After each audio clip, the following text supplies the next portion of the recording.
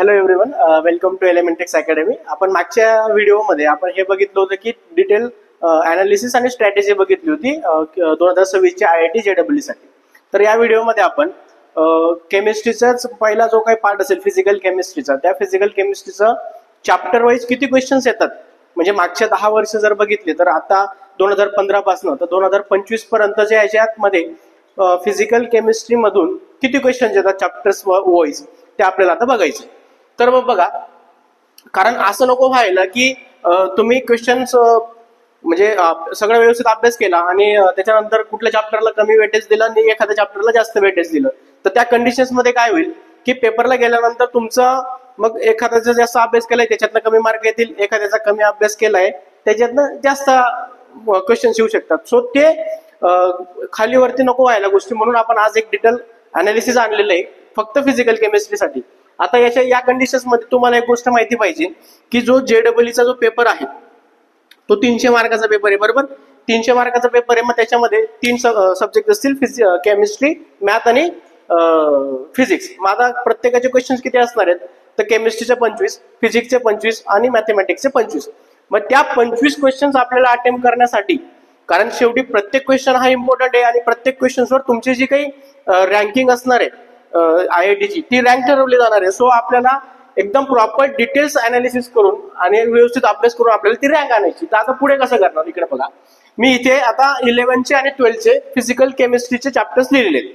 आता आपण आज सगळ्यात आधी फोकस करतो की फिजिकल केमिस्ट्रीसाठी, त्याच्यानंतर नेक्स्ट व्हिडिओमध्ये आपण डिस्कस करणार इनऑर्गॅनिक साठी आणि त्याच्या नेक्स्ट व्हिडिओमध्ये आपण डिस्कस करणार ऑर्गॅनिक साठी. तर मग आता इकडे बघा, याच्यामध्ये मी दिलेलं आहे चॅप्टर्स लिहिलेले तिथे 11-12चे आहेत. त्याच्यानंतर ऍव्हरेज क्वेश्चन्स पर इयर, म्हणजे जर 2015 पासून सुरुवात केली तर 2025 पर्यंतचं जे काही ऍव्हरेज क्वेश्चन्स किती येत आहेत चॅप्टर मधनं, म्हणजे एखादं चॅप्टर असेल त्याच्यातनं किती क्वेश्चन्स येतात JEE ला, मेन्सला किंवा JEE ऍडव्हान्सला, तर ते बघणार. त्याच्यानंतर मग इम्पॉर्टन्स लेवल, म्हणजेच काय, एकदा हे अनालिसिस लक्षात आलं तर आपल्याला इम्पॉर्टन्स कुठल्या चॅप्टरला द्यायचं आहे हे एकदा लक्षात येईल. ठीक आहे, मग आपण बघू आता एक 1 by 1. इकडे बघा, पहिले जे आहे ते केमिकल कायनेटिक्स आहे. आता हे केमिकल कायनेटिक्सचं जर अनालिसिस बघितलं मागच्या 10 वर्षांचं, तर याच्यामध्ये 2 क्वेश्चन हे मेन्सला येतात म्हणजे येतात. त्याच्यानंतर 2 क्वेश्चन हे ऍडव्हान्सला असतात. म्हणजेच काय, टोटल वर्षात एका वर्षामध्ये 4 क्वेश्चन याच्यावर विचारले जातात. मग आता तुम्ही काय म्हणणार, या केमिकल कायनेटिक्स मध्ये काय काय विचारतील. आता जसं बघितलं तर ही केमिकल कायनेटिक्स हे टोटली थिअरी चॅप्टर्स आहे आणि याच्यामध्ये न्यूमेरिकल बेस हे चॅप्टर आहे. मग आता याच्यामध्ये कसा क्वेश्चन येऊ शकतो, एक तर याच्यामध्ये न्यूमेरिकल येऊ शकतो, एक त्याच्यात डायरेक्टली स्ट्रेट फॉरवर्ड थिअरीचा क्वेश्चन येऊ शकतो, किंवा आता या केमिकल कायनेटिक्स मध्ये ग्राफ्स भरपूर आहेत. म्हणजे टाइम वर्सेस असेल, कॉन्सन्ट्रेशन वर्सेस टाइम असेल, T half life versus concentration असेल, तर त्या प्रकारचे ग्राफ्स याच्यातनं येऊ शकतात. म्हणजेच काय, मग याच्यातनं जर एका वर्षाला जर 4 क्वेश्चन्स येत आहेत, म्हणजेच काय, याची इम्पॉर्टन्स लेवल काय होईल. आपण जर इथे 5ची रेटिंग दिली, म्हणजे आउट ऑफ 5ची जर रेटिंग दिली, तर याच्यामध्ये सगळ्यात जर इम्पॉर्टंट चॅप्टर असेल JEE दृष्टीने आणि फिजिकल केमिस्ट्रीच्या दृष्टीने, तर तुमचं पहिलं जे काही चॅप्टर आहे ते आहे केमिकल कायनेटिक्स. आय होप इथपर्यंत कळलं असेल. त्याच्यानंतर दुसरं जे आहे ते आहे इलेक्ट्रोकेमिस्ट्री. आता इलेक्ट्रोकेमिस्ट्रीचं पण सेम आहे. आता इलेक्ट्रोकेमिस्ट्रीमध्ये पण JEE मेन्सला 2 क्वेश्चन्स येतात आणि ऍडव्हान्स मध्ये पण 1 किंवा 2 मध्ये प्लस मायनस होऊ शकतं. मग आता तुम्ही सांगणार की इलेक्ट्रोकेमिस्ट्रीमध्ये नेमकं काय असतं. तर इलेक्ट्रोकेमिस्ट्रीमध्ये आपण सुरुवातीला काय बघितलं, इलेक्ट्रोकेमिकलची रिएक्शन्स बघितल्या. त्याच्यानंतर आपण बघितले सेल्स बघितले आणि हाफ लाईफ सेल्स बघितल्या. त्याच्यानंतर नर्स इक्वेशन बघितलं आणि या चॅप्टर मधलं फक्त याच्यामध्ये ग्राफ्स वगैरे दिलेले नाहीत. सो मग तुम्हाला क्वेश्चन्स कुठून येऊ शकतात, एकतर अप्लाय थिअरीचे क्वेश्चन्स असतील किंवा त्याच्यानंतर एखादा तुम्हाला न्यूमेरिकल्स वगैरे विचारले जाऊ शकतात. मग त्या कंडिशन्स मध्ये याचा पण इम्पॉर्टन्स सेम आहे, फक्त एवढं आहे की या ऍडव्हान्स मध्ये एक क्वेश्चन्स कमी झाल्यामुळे याचा एक स्टार कमी झालेला आहे. म्हणजेच काय, केमिकल कायनेटिक्स नंतर जर एखादं इम्पॉर्टंट चॅप्टर असेल तर ते असणार आहे तुमचं इलेक्ट्रोकेमिस्ट्री. त्याच्यानंतर आपण जाणार आहे सॉलिड स्टेटला. आता सॉलिड स्टेट हे तसं ऍज कम्पेअर टू जर बाकीच्या चॅप्टरच्या त्या लेवलमध्ये सॉलिड स्टेट हे थोडा कमी वेटेजचं आहे. म्हणजेच काय, JEE मेन्सला एकच क्वेश्चन विचारलेला आहे आणि ऍडव्हान्सला कधी कधी विचारतात किंवा नाही पण विचारत, आणि आलाच तर एक क्वेश्चन विचारतात. म्हणजे त्या टोटल आपण एक कॅल्क्युलेट करू शकतो की 2 क्वेश्चन हे JEE मेन्स आणि ऍडव्हान्सला मिळून 2 क्वेश्चन्स असतात. म्हणून आपण याला दिलेली आहे 3 स्टार रेटिंग दिलेली. मग आता इकडे लक्षात घ्या, सॉलिड स्टेट मध्ये नेमकं काय येऊ शकतं. तर सॉलिड स्टेट मध्ये आपण काय शिकतो, वेगवेगळ्या प्रकारचे आपण क्रिस्टल लॅटिस शिकतो, ब्राइव्हिस लॅटिस शिकतो. त्याच्यानंतर आपण एजलेनचा एक फॉर्म्युला बघितलेला आहे. त्याच्यानंतर आपण बँड गॅप्स बघितलेले आहेत, ठीक आहे, कंडक्शन्स बँड बघितलेले आहेत, सेमीकंडक्टर्स बघितलेले आहेत. त्याच्यानंतर सगळ्यात इम्पॉर्टंट टॉपिक जो असतो तो डिफेक्ट्स असतो. त्या डिफेक्ट्स मध्ये पण एखादा क्वेश्चन येऊ शकतो. मग त्या कंडिशन्स मध्ये तुम्हाला या पद्धतीने सॉलिड स्टेटची तयारी करावी लागेल. त्याच्यानंतर जे काही नेक्स्ट चॅप्टर आहे ते सोल्युशन. हे पण चॅप्टर खूप इम्पॉर्टंट आहे, कारण या सोल्युशन चॅप्टर मध्ये सगळ्यात जास्त जर काय असेल तर कॅल्क्युलेशन बेसिस. म्हणजे कॅल्क्युलेशन बेस मध्ये नेमकं काय काय तर तुम्हाला नंबर ऑफ मोल्स काढता आले, बेसिक गोष्टी काय असतात, नंबर ऑफ मोल्स काढता आले पाहिजेत, मोलिक्युलर मास काढता आलं पाहिजे, तुम्हाला कन्व्हर्जन करता आलं पाहिजे, नंबर ऑफ ॲटम्स काढता आले पाहिजेत, नंबर ऑफ मोलिक्युल्स काढता आले पाहिजे, आणि त्याच्यानुसार मग ते लिमिटिंग रिएजंट असतील, वेगवेगळ्या गोष्टी असतील त्या करतील. मग आता याच्यामध्ये पण सोल्युशन्स मध्ये मेन्स मध्ये 1 किंवा 2 क्वेश्चन्स विचारले जातात, आणि जर ऍव्हरेज बघितला ऍडव्हान्सला तर तो 1 विचारला जातो. म्हणून आपण याला किती याच्यामध्ये ठेवलेलं आहे, आपण याला ठेवलेलं आहे 3 स्टार रेटिंग मध्ये. त्याच्यानंतर असतो सरफेस केमिस्ट्री. आता सरफेस केमिस्ट्री जर बघितलं तर हे ऍज कम्पेअर टू एवढं इम्पॉर्टंट चॅप्टर नाहीये, बट एक क्वेश्चन याच्यातनं कंपल्सरी येतो. मग तो एक जो काही क्वेश्चन असणार आहे तो कशात येऊ शकतो, तो बेसिकली एखादा ग्राफ असू शकतो. Most of the time surface chemistry हे थेअरी चॅप्टर आहे, सो एखादा क्वेश्चन जर आलाच तर तो थेअरी बेसच असणार आहे.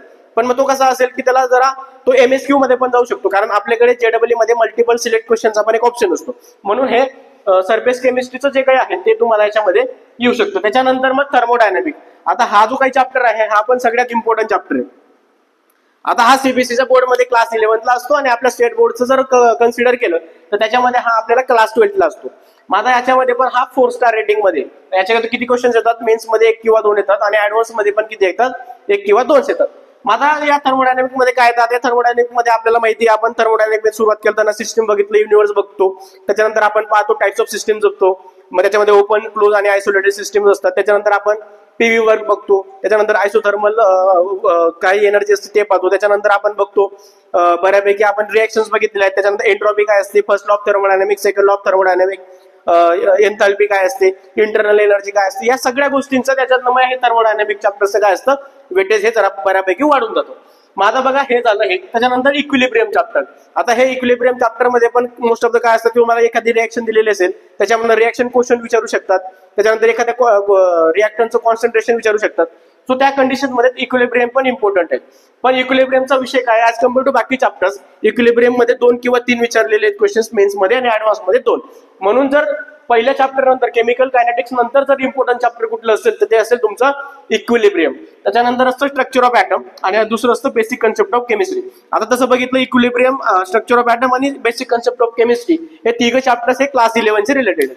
सो तुमचे हे झालं पाहिजे. त्याच्यामध्ये स्ट्रक्चर ऑफ ॲटम मध्ये हा आपण एक इम्पॉर्टंट चॅप्टर आहे, ज्याच्यामध्ये 2 क्वेश्चन्स मेन्सला विचारलेले आहेत, आणि 1 किंवा 2 क्वेश्चन्स हे ऍडव्हान्सला विचारले जातात दरवर्षी. म्हणून त्याला 3 स्टार रेटिंग दिलेली आहे. आणि बेसिक कन्सेप्ट ऑफ केमिस्ट्री हे ऍज कम्पेअर टू सोपं आहे, कारण त्याच्यामध्ये तुम्हाला काय ॲटम्स, मोलिक्युल्स वगैरे याच्या डेफिनेशन दिलेले आहेत. त्याच्यानंतर तुम्हाला टेम्परेचर कन्व्हर्जन आहे, त्याच्यानंतर chemical combinations, laws of chemical combinations आहे. त्याच्यानंतर मग बाकी मग ते चॅप्टर संपतो तिथे. म्हणजे तुम्हाला काय एक बेसिक युनिट्स वगैरे माहिती पाहिजे, तुम्हाला युनिट कन्व्हर्जन करता आले पाहिजेत, या सगळ्या गोष्टी आपल्याला त्या बेसिक कन्सेप्ट मध्ये शिकायच्या. आता या डिटेल अनालिसिस वरनं एक गोष्ट लक्षात आली असेल तुम्हाला, जर JEEचं आपल्याला प्रिपरेशन सुरू करायचं असेल तर त्याच्यामध्ये सगळ्यात आधी कुठून सुरुवात करावं लागेल, तर आपण बघा जे 5 स्टार रेटिंग वाले चॅप्टर्स आहेत ते आपण सुरू करणार. म्हणजे सगळ्यात पहिलं कुठलं येणार, पहिलं येईल हे केमिकल कायनेटिक्सचं, आणि नंतर येतं तुमचं इक्विलिब्रियमचं. म्हणजे सगळ्यात आधी तुम्हाला हे 2 चॅप्टर्स फिनिश करायचे आहेत, आणि एकदा हे फिनिश झाले की या चॅप्टर्सवर तुम्हाला मग मल्टिपल टाइम्स क्वेश्चन्स अप्रोच करायचे आहे. एखादी कन्सेप्ट नाही आली तर परत रीड करायचे आणि सॉल्व्ह करायचे. असे कमीत कमी तुमच्या याच्यावर जेवढे शक्य होतील तेवढे तुम्हाला MCQ सॉल्व्ह करायचे आहे. त्याच्यानंतर येतात मग आपण 4 स्टार रेटिंग वर जाऊ. त्याच्यानंतर 4 स्टार रेटिंग मध्ये तुमचं असतं इलेक्ट्रोकेमिस्ट्री, त्याच्यानंतर तुमचं असतं थर्मोडायनामिक. मग त्याच्यानंतर हे 2 चॅप्टर करायचे. हे 2 चॅप्टरला पण सेम जेवढे शक्य होतील तेवढे MCQ सॉल्व्ह करण्याचे प्रयत्न करा. बाकीच्या या गोष्टी काही गोष्टी लागतील तर त्या आपल्या क्लासला अवेलेबल आहेत. आपल्या क्लासकडे लेक्चर सुरू झालेले आहेत. जर कोणाला ऍडमिशन घ्यायचं असेल तर तुम्ही डिस्क्रिप्शन बॉक्स मध्ये खाली आपल्याला नंबर दिलेला आहे, त्या नंबरवर कॉल ऍडमिनशी कॉल करून तुम्ही एक व्हिजिट देऊ शकतात, किंवा डेमो लेक्चर्सला अवेलेबल राहू शकतात. मग त्याच्यानंतर आता बघितलं तुम्ही बघणार की इलेक्ट्रोकेमिस्ट्री नंतर थर्मोडायनामिक, त्याच्यानंतर मग कुठले चॅप्टर्स आहेत हे, त्याच्यानंतर सॉलिड स्टेट आहे, सोल्युशन आहे, आणि सरफेस केमिस्ट्री. त्याच्यानंतर हे इम्पॉर्टंट चॅप्टर. सगळ्यात जर वेटेज कमी चॅप्टरला द्यायचं असेल तर त्याच्यामध्ये आपण बेसिक कन्सेप्ट ऑफ केमिस्ट्री आणि सरफेस केमिस्ट्रीला देऊ शकतो. मग याला जर आपण म्हटलं की याला लो म्हणू शकतो, याला पण लो म्हणू शकतो. तर हे असं डिटेल अनालिसिस आहेत. म्हणजेच काय, तुम्हाला केमिस्ट्रीमध्ये जे काही 25 क्वेश्चन्स येणार आहेत, या 25 क्वेश्चन्स मधनं जर फिजिकल केमिस्ट्रीचे कमीत कमी 8 किंवा 9 क्वेश्चन जर तुम्हाला सॉल्व्ह करता आले तरी तुमचा जो काही रँक जे आहे ती तुमची वाढून जाणार आहे. म्हणून अभ्यास करताना फिजिकल केमिस्ट्रीचा जर एखाद्याचा फेवरेट सब्जेक्ट असेल आणि एखाद्याला स्कोरिंग करायचं असेल तर हा जो काही आहे गोष्टी याच्या व्यतिरिक्त कुठलंही चॅप्टर करायची तुम्हाला गरज नाही. आता मी तुम्हाला इथे इम्पॉर्टन्स लेवल दिलेली आहे, त्याच्यानुसार तुम्ही चॅप्टरचा अभ्यास सुरू करू शकता. कुठल्या चॅप्टरला किती काय वेळ द्यायचा हे तुम्ही ठरवू शकता. त्याच्यानंतर या झाल्या गोष्टी. जर कोणाला स्क्रीनशॉट घ्यायचं असेल तर तुम्ही स्क्रीनशॉट घेऊ शकता.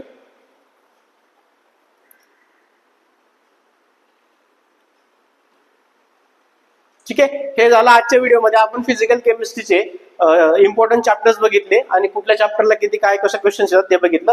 नेक्स्ट व्हिडिओमध्ये आपण करणार आहेत इनऑर्गॅनिक केमिस्ट्रीसाठी. तोपर्यंत लाईक करा, शेअर करा, सबस्क्राईब करा आणि कमेंट करायला विसरू नका.